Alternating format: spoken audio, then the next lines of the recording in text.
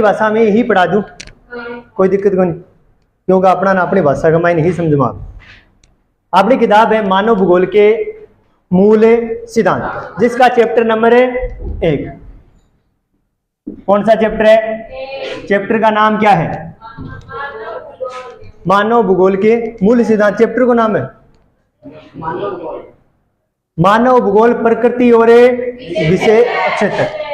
Subject क्या है हमारा? भूगोल। भूगोल शब्द है वो ग्रीक भाषा के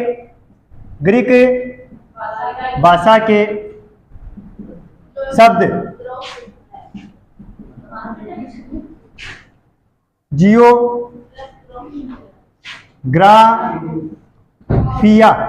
जियोग्राफिया से बना है, या यूं कहें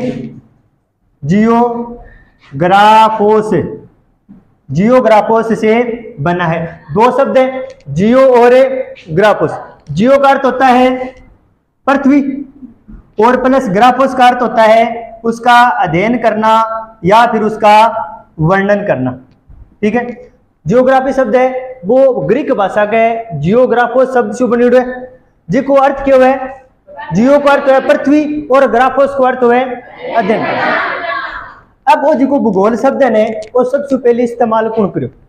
भूगोल शब्द का सबसे पहले इस्तेमाल किया था इरेस्टोस्थेनीज ने। किसका उपयोग किया था? भूगोल शब्द का। किसने सर्वप्रथम उपयोग किया था? इरेस्टोस्थेनीज। जबकि भूगोल का पिता किसे कहा जाता है? भूगोल का पिता हिकेटियस को कहा जाता है।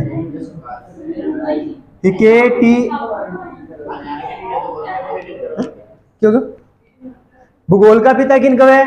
हिकेटियस को कहा जाता है। और वर्तमान भूगोल का पिता वो कहा जाता है रेटजेल को। वर्तमान भूगोल का पिता किसे कहा जाता है? रेटजेल। फ्रेडरिक रेटजेल, पूरा नाम है फ्रेडरिक रेटजेल। दोबारा देख लो, भूगोल शब्द है वो ग्रीक भाषा का दो शब्दों से मिलकर बने हुए, जियो और ग्राफोस। जियो का अर्थ होता है पृथ्वी और ग्राफोस का अर्थ होता है उसका अध्ययन करना या फिर उसका वर्णन करना। भूगोल शब्द है वो सर्वप्रथम उपयोग किसने किया था? इरेस्टोस्थेनीज ने। जबकि भूगोल का पिता किसे कहा जाता है? हिकेटियस को। और वर्तमान में जो हम भूगोल पढ़ रहे हैं उसका पिता या उसका जनक किसे कहते हैं? समझ में आ गई ना? अब देखो भूगोल का प्रकार। भूगोल कितने प्रकार की? 2 प्रकार। एक है मानव भूगोल और एक है भौतिक भूगोल। मानव भूगोल और भौतिक भूगोल कक्षा 11 का मैंने आप अध्ययन कर चुका। भौतिक भूगोल में कौन सी चीजों को अध्ययन करी जावे? किन किन चीजों का अध्ययन किया जाता है भौतिक भूगोल में?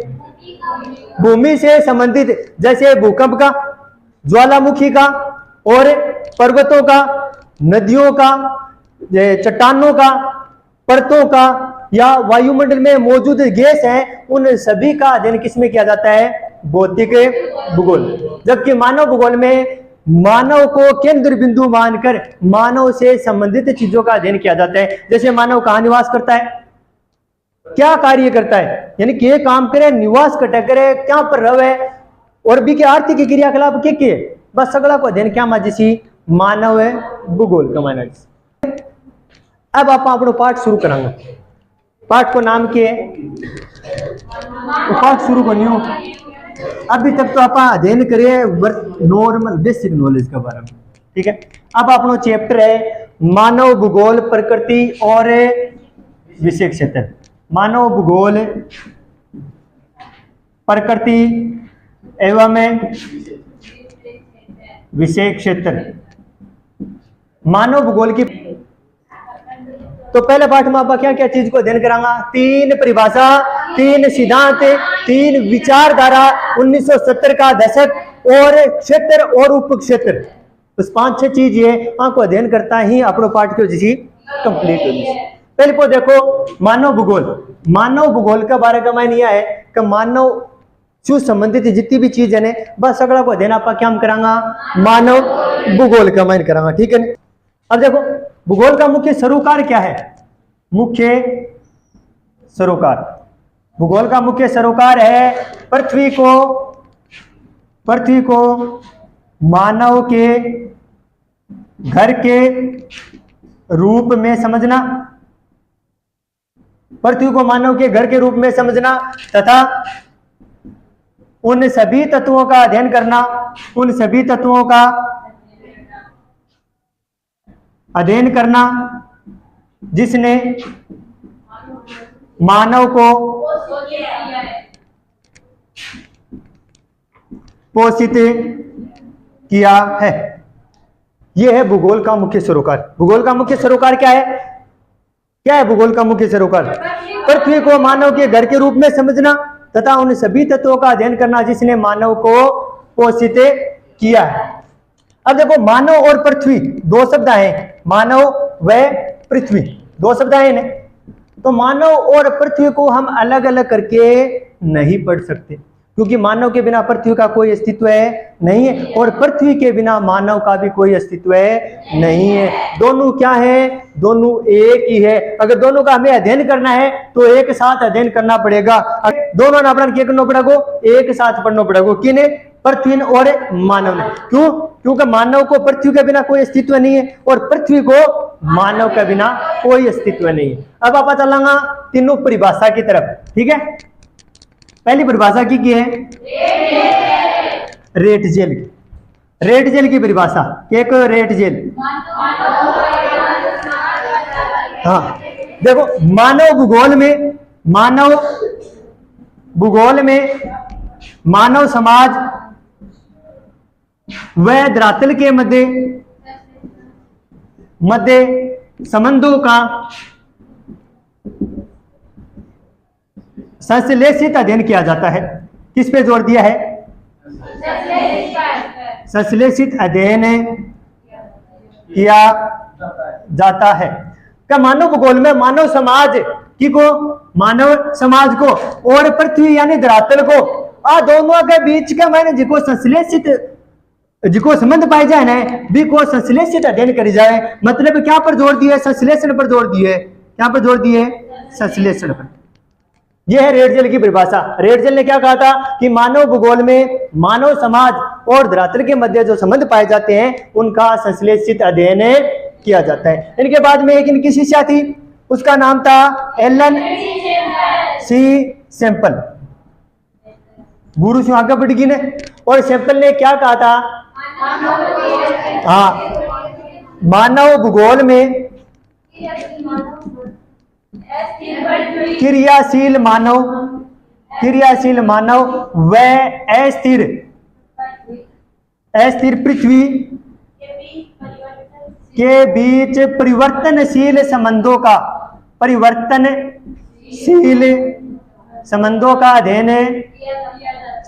अध्ययन किया जाता है।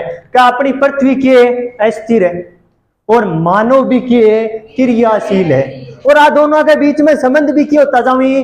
परिवर्तन होता जावे। और ये जगह परिवर्तन हो को ही अध्ययन क्या करी जावे? मानव भूगोल का मन। जहाँ मानव पुराने टाइम में प्राथमिक क्रियाकलाप करतो, फिर तौर से भी नॉलेज हो द्वितीय और तृतीय क्रियाकलाप करे लगे, संबंध परिवर्तन होया ने चीजा को ही अध्ययन क्या करी जावे? मानव भूगोल में करी जाए। यह बात अपना कौन बताइए? एलन सी सैंपल। तीसरी परिभाषा है अपनी पॉल विडाल डी ला ब्लास की। तीसरी परिभाषा की है पॉल विडाल डी ला ब्लास की। पॉल विडाल डी ला ब्लास की कहो हमारी पृथ्वी को नियंत्रित करने वाले भौतिक नियम तथा इस पे निवास करने वाले मानव के मध्य तथा इसमें निवास करने वाले जीवों के मध्य जो संबंध पाए जाते हैं उनका अध्ययन मानव भूगोल में किया जाता है। पॉल विडाल डी लावलास ने क्या कहा था कि हमारी पृथ्वी को नियंत्रित करने वाले भौतिक नियम तथा इस पर रहने वाले जीवों के मध्य जो संबंध पाए जाते हैं इनका अध्ययन किसमें किया जाता है? मानव भूगोल में किया जाता है। तो तीनों परिभाषा कंप्लीट होगी। पहली परिभाषा की है रेटजेल के करो मानव भूगोल में मानव समाज और धरातल के मध्य संबंधों का अध्ययन किया जाता है। अतः रेडजल की परिभाषा एलन सी सैंपल कई कम अपने जी मानव भूगोल में एक तो क्रियाशील पृथ्वी है और एक सॉरी क्रियाशील तो मानव है और अस्थिर पृथ्वी है बाका बीच का मैंने जगह परिवर्तनशील संबंध पाई जावे ने बाको अध्ययन क्या करी जावे मानव भूगोल। और पॉल विडाल डी लाब्लास कहो कि हमारी पृथ्वी को नियंत्रित करने वाले जो भौतिक नियम है और इस पर निवास करने वाले जो जीव हैं इनके मध्य जो संबंध पाया जाता है उनका अध्ययन मानव भूगोल में किया जाता है। तो परिभाषा 3 की होगी अपनी कंप्लीट। अब 3 के पढ़ांगा सिद्धांत पढ़ांगा कितना ही पहले सिद्धांत है निश्चयवाद, दूसरो संभववाद, तीसरो है नव निश्चयवाद या फिर रुको और जाओ। ये 3 सिद्धांत है। पहले निश्चयवाद, दूसरो संभववाद, तीसरो नव निश्चयवाद या फिर रुको और जाओ का। देखो निश्चयवाद में क्यों है बताओ क्यों है। हाँ, निश्चयवाद का मान मानव तो दास होगो और प्रकृति भी की स्वामी होगा। मानव प्रकृति के अनुसार चालेगो। प्रकृति जो भी चीज मनुष्य ने देवगी ने मानव प्रत्यक्ष रूप से भी चीज ने बिया की बिया काम में लेगो। कोई भी कमाई ने फेर बदले कौन करे। मनुष्य है प्रकृति की पूजा करेगो प्रकृति से डरेगो, प्रकृति की पूजा करेगो और प्रकृति से ही डरेगो। ठीक है ना, वो है निश्चयवाद। संभववाद में मानव खुद के बन जागो स्वामी और प्रकृति ने क्या बना लेगो आपकी दास बना लेगो और प्रकृति ने अपने अनुसार चलाव लाग जाओ। जब मैं थाना उदाहरण दूं कि जहाँ गर्मी लगी आप एसी चालू कर ली तो आप प्रकृति ने बैठा को वातावरण अपना अनुसार डाल लियो वही के है संभववाद है। जब मान लो कि मैं थाना ज्यादातर एक ही उदाहरण दूं गर्मिया को मौसम या सर्दिया को मौसम में जी रुत के माइन आम की व्यवस्था अपना करनी हो और अपना आम खाना वो जी करे तो आप क्या करा माजा लेवा पी लेवा तो अपने अनुसार डाल ली ने प्रकृति ने इन ही के कहूंगा संभववाद। तीसरा सिद्धांत है नव निश्चयवाद। एक माइन ग्रिफिथ टेलर दियो यो सिद्धांत वो क्या कहो कभी न तो प्रकृति स्वामी है और ना ही मनुष्य स्वामी होता है बल्कि एक दोनों से क्या होते हैं ये संबंधित होते हैं एक दूसरे। अगर हम प्रकृति को नुकसान पहुंचाएंगे ना तो प्रकृति हमारा ही नुकसान पहुंचाएगी। अब बात कौन कही ग्रिफिथ टेलर। ग्रिफिथ टेलर है ना परिभाषा समझाई क्या का माध्यम से 3 बत्ती ट्रैफिक सिग्नल के माध्यम से। पहली बत्ती क्या बताई लाल लिख लो चलो लाल पीली हरी। लाल का मतलब है रुको, पीली का मतलब है तैयार रहो और हरी का मतलब है जाओ। क्या अगर प्रकृति अपना कोई संकेत देने लग जाए आप प्रकृति को नुकसान पहुंचा रहा और प्रकृति अपना संकेत देने लग जाने तो बटा अपना रुक जाना चाहिए। अगर नहीं रुकांगा ने तो अपना नुकसान होगा। जहाँ ट्रैफिक सिग्नल का माइन वो मान लो ए रोड है उरे सिग्नल लाग रही है इनने से गाड़ी जाने लाग रही है और उरे लाल बत्ती होगी और या वो जगह साधन है चलना शुरू हो गया परिवहन। अब अगर उरे नहीं रुकांगा आप लाल बत्ती होने के बाद में भी जाऊंगा ने तो उरे क्यों होगो एक्सीडेंट होगो और अपने क्या होगो नुकसान। वही सिस्टम प्रकृति को है। प्रकृति का आप ज्यादा नुकसान पहुंचाऊंगा प्रकृति अपना निसारा करेगी। अगर बड़ा नहीं रुकांगा ने तो प्रकृति अपने क्या पहुंचाओगी नुकसान पहुंचाओगी। दूसरे तीनों सिद्धांत है तीनों आगे समझ में सिद्धांत। अब अपनी क्या लगी 3 है विचारधारा। पहली कौन सी है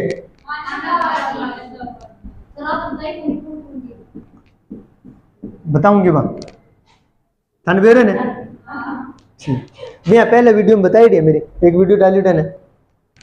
अब बता दें पहले जो निश्चयवादी सिद्धांत है वो दियो निश्चयवाद सिद्धांत दियो रेडजेल अरबी की शिष्य आई सैंपल वे दोनों दियो। नव निश्चय संभववाद देवे पॉल विडाल डी लाब्लास और नव निश्चयवाद है वो देवे ग्रिफिथ टेलर और वो पर्सन है ग्रिफिथ टेलर आ वो बहुत से एग्जाम में पूछे जा चुके हैं। नव निश्चयवाद को नाम दूसरों बुझे घुमा के बुझे रुको और जाओ का सिद्धांत किसने दिया या यहाँ बुझ लियो नव निश्चयवाद का सिद्धांत है किसने दिया। तो दोनों तरीके से अपना याद है होना चाहिए। पहले विचारधारा पहली कौन सी है मानवतावाद, दूसरी और व्यवहार मानवतावादी के बारे में बताओ चलो।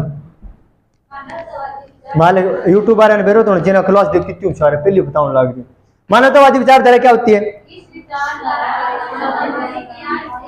लड़का बोलो भी नहीं रहे। मानवतावादी विचारधारा मानव के सामाजिक कल्याण से संबंधित है। मानवतावादी विचारधारा का संबंध किससे है? मानव के सामाजिक कल्याण से है। किससे है? सामाजिक कल्याण से है। मानवतावादी विचारधारा का संबंध किससे है? मानव के सामाजिक कल्याण से। दूसरा है अमूलवादी। कार्ल मार्क्स के सिद्धांत का उपयोग किस विचारधारा में किया जाता है? कार्ल मार्क्स के सिद्धांत का उपयोग किस विचारधारा में किया जाता है? और अमूलवादी हाँ दूसरों को नाम है, इसे रेडिकल के नाम से भी जाना जाता है। और बताओ अमूलवादी। कार्ल मार्क्स का सिद्धांत किस विचारधारा में किया जाता है? रेडिकल। इसे इसका दूसरा नाम क्या है? और निर्धनता के कारण जानना के कारण निर्धनता। सबसे मोस्ट चीज आई है आप बोलो को नहीं कि भाई अपने समाज का मायने एक व्यक्ति अमीर है और एक गरीब है, तो गरीब है जो गरीब क्यों है भी को कारण जाननो ही कौन सी विचारधारा है? अमूलवादी विचारधारा है। गरीब है तो गरीब क्यों है को कारण जाननो कौन सी विचारधारा है? अमूलवादी विचारधारा है। हाँ व्यवहारवाद। व्यवहारवादी में क्यों है? हाँ एक देखो एक मैंने क्या को अध्ययन करी जावे? जाति को अध्ययन करी जा, प्रजाति को अध्ययन करी जा। धर्म जाति प्रजाति का अध्ययन किस विचारधारा में किया जाता है? तो तीन विचारधारा है। पहली है मानवतावादी, दूसरी है अमूलवादी और तीसरी है व्यवहारवादी। मानवतावादी विचारधारा में मायने मानव का सामाजिक कल्याण पर ज्यादा जोर दी जाए। और आज की विचारधारा ने अंतिम रूप से जिम्मेदार सरकार ने माने कि मानव को विकास है ना बड़े की सरकार पर निर्भर हुए भी की जिम्मेदारी हुए कि मानव को विकास हो को नहीं हो। अगर नहीं हो रहे तो सरकार विफल है। अगर मानव को विकास अंतिम रूप से जिम्मेदार मानव विकास के लिए किसे माना जाता है? सरकार को माना जाता है। कौन सी विचारधारा में माना जाता है? दूसरी अमूलवादी। कार्ल मार्क्स के सिद्धांत का उपयोग किस विचारधारा में किया जाता है? इसका दूसरा नाम है और इसमें निर्धनता के कारणों के बारे में अध्ययन किया जाता है। तीसरी विचारधारा व्यवहारवादी। ठीक है मैं जाति प्रजाति धर्म से संबंधित जितनी भी चीजें हैं उन सब का अध्ययन किस विचारधारा में किया जाता है? व्यवहारवादी में। ठीक है और तक समझ आ गई ले बस। अब 1970 का दशक क्यों महत्वपूर्ण है? क्यों महत्वपूर्ण है? क्योंकि 1970 में इन विचारधाराओं का क्या हुआ था? अभी याद रखनी इन तीनों विचारधारा का उदय कब हुआ था? क्यों महत्वपूर्ण है? क्योंकि भी टाइम क्यों हो विचारधाराओं का उदय हुआ था। ठीक है अब अपना क्षेत्र और उप क्षेत्र के बारे में देखना है। पहले है सामाजिक भूगोल। क्षेत्र और उप क्षेत्र के बारे में मैंने आप अध्ययन करा। क्षेत्र और उप क्षेत्र मानव भूगोल के क्षेत्र व उप क्षेत्र के बारे में। पहले क्षेत्र देखो इनमें तो आप लिखांगा क्षेत्र और सामने के लिखांगा उप क्षेत्र। पहले है सामाजिक भूगोल। पहले क्षेत्र की है सामाजिक भूगोल। समाज का मायने अपना ने क्या क्या की आवश्यकता हो वे सगड़ी की सगड़ी चीज है क्या माजी सी सामाजिक भूगोल। जय समाज बोलिया को अपना रटनों को नहीं याद करना है और याद कर दोगे जब आप कोई चीज ने कोई चीज इशू जोड़ांगा समाज का मायने पहले सगड़ा का लिख लिया आपने ताकि आपने कंफ्यूज को नहीं। दूसरा राजनीतिक भूगोल। राजनीतिक भूगोल है तो एक क्षेत्र और सामने के लिखांगा उप क्षेत्र। ठीक है राजनीतिक भूगोल का एक तो सैन्य भूगोल है और एक है निर्वाचन भूगोल। ठीक है ना 2 नंबर हो गया क्षेत्र और सामाजिक हो गया 1 नंबर क्षेत्र। तीसरा जिसी क्षेत्र का मायने आर्थिक भूगोल। हाँ पिछा से संबंधित है आर्थिक नाम आता है फिर होना चाहिए। और एक उप क्षेत्र कौन सा है? एक तो आज इसी संसाधन भूगोल। संसाधन कृषि भूगोल, तीसरो उद्योग भूगोल, चौथो उत्खनन विपणन व्यापार और विपणन भूगोल, पर्यटन भूगोल और अंतर्राष्ट्रीय, चलो इतने ही ना, अंतर्राष्ट्रीय व्यापार का भूगोल लिख देना नाम पूरा, व्यापार का भूगोल। अब देख लो दोबारा, पहले क्षेत्र की है सामाजिक भूगोल, समाज में की चीज की अपना आवश्यकता है, व्यवहार से बेरो पड़ा कि सामाजिक है, असामाजिक प्राणी है, समाज में के करना पड़ा अपने समाज को कल्याण, फिर अवकाश की भी जरूरत अपना घटो है समाज में, सांस्कृतिक सांस्कृतिक कार्यक्रम में भी समाज में, लिंग और जो मान लो एक स्त्रीलिंग है एक पुल्लिंग है वो भी अपना की समाज को निर्माण हुए, इतिहास के बारे में भी समाज में पढ़ा और चिकित्सा के बारे में भी समाज में पढ़ा। दूसरा है राजनीतिक भूगोल, राजनीति से संबंधित, सेना प्रमुख कौन है, राष्ट्रपति हुए और राष्ट्रपति की राजनीति से संबंधित है, निर्वाचन मतलब चुनाव की प्रक्रिया भी राजनीति से संबंधित है, ये दोनों क्या माजी राजनीति। अब आर्थिक मतलब पैसा से संबंधित, अब पैसा संसाधन लाऊंगा तो भी पैसा की आवश्यकता, कृषि कराऊंगा तो भी पैसा की आवश्यकता, उद्योग लगाऊंगा तो भी पैसा की आवश्यकता, व्यापार कराऊंगा तो भी, घूमने जाऊंगा तो भी और अंतर्राष्ट्रीय व्यापार कराऊंगा तो भी, यानी जो में पैसा की आवश्यकता है वे तो आर्थिक भूगोल संबंधित है, और जो राजनीति संबंधित है वे राजनीतिक भूगोल में, और जो समाज संबंधित है वे सामाजिक भूगोल में। तीनों चीज समझ में आ गई ना, सामाजिक भूगोल में कौन सा चीज समाज से संबंधित, आर्थिक भूगोल में पैसा से संबंधित और राजनीतिक भूगोल में राजनीति से संबंधित। ठीक है ना, यही अपनो पहलो पाठ है पूरा जो ने